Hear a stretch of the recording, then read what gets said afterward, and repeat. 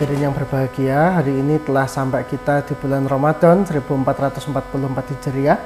Bersama kami Bapak Haji Gita Danu Pranata yang akan menjelaskan bagaimana sih dialog kita terkait dengan masjid.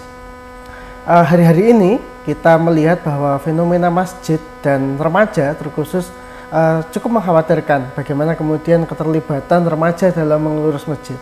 Padahal masjid sebagai pusat peradaban agama Islam nantinya akan menjadi tanggung jawab pada generasi remaja yang hari ini sedang menjadi generasi pemuda gitu.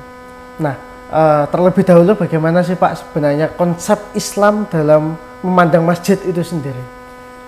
Oke, Assalamualaikum warahmatullahi wabarakatuh.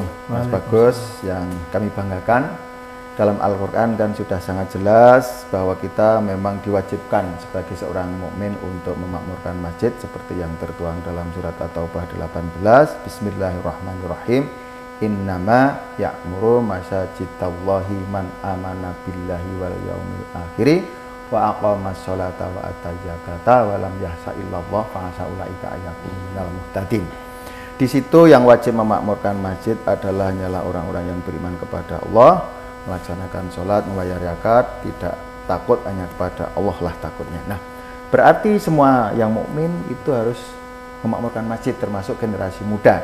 Sering para takmir merasa bahwa generasi muda belum bisa memakmurkan masjid seperti kalau digambarkan adalah orang-orang tua, misalnya pengajian dan sebagainya. Tapi mungkin saya malah akan terbalik ini, karena Mas Bagus sebagai seorang pemuda sebenarnya inginnya semacam apa sih kegiatan masjid yang biar anak muda itu ikut terlibat. Karena saya sebagai orang tua kadang-kala itu sudah difasilitasi pengajian dan sebagainya kok ya tidak mau datang. Silakan.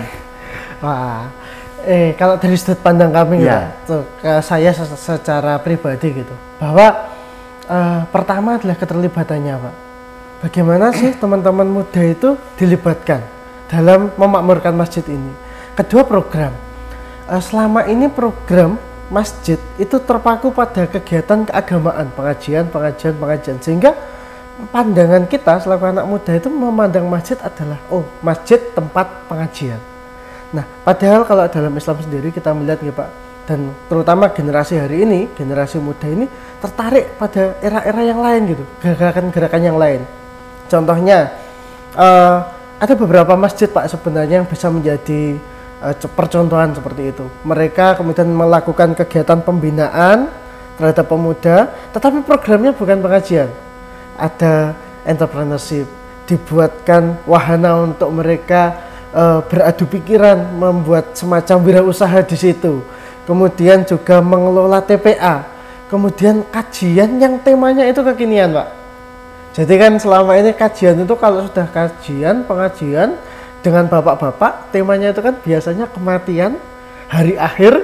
Nah, hari ini butuh pengajian-pengajian baru. Bagaimana sih pemuda hari ini, kemudian kajian yang bersifatnya itu wawasan global.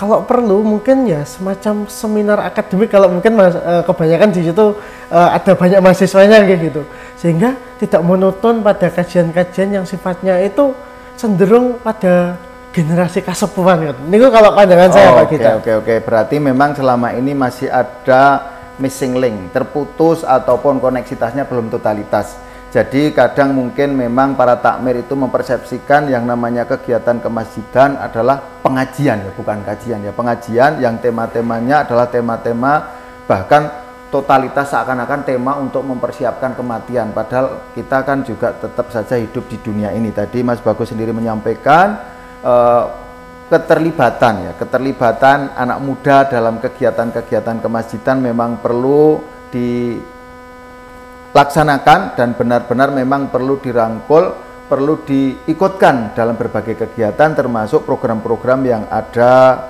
pada masjid tersebut. Kalau memang begitu, kita berharap para takmir bisa memahami bahwa ketika ingin memakmurkan masjid, tidak hanya kegiatan-kegiatan pengajian yang temanya juga tema-tema untuk kesiapan kita menghadapi maut, tapi juga masalah-masalah keduniaan. Bahkan memang dalam surat Jum'ah itu sebenarnya juga sudah imbang ketika ayat ke-9 menyebutkan ya ayyuhalladzina amanu idza nudiya lis-sholati min yaumil jum'ah fasnau ila bidzikrillah wa dzarul bai' dzalikum khairul lakum in kuntum ta'lamun. Ya, ayat 10-nya kan fa idza qudiyatis sholatu fantasiru fil ard. Keseimbangan dunia dan akhirat. Termasuk tadi atau apa tadi juga sebenarnya aqimis sholah atayakah. Jadi selain kita melaksanakan sholat di masjid juga dianjurkan untuk dapat melaksanakan yakat. Nah yang yakat itu kan juga memang orang-orang yang berkecukupan. Oke. Mungkin ada lagi yang perlu disampaikan. Wah, ini jadi narasumber.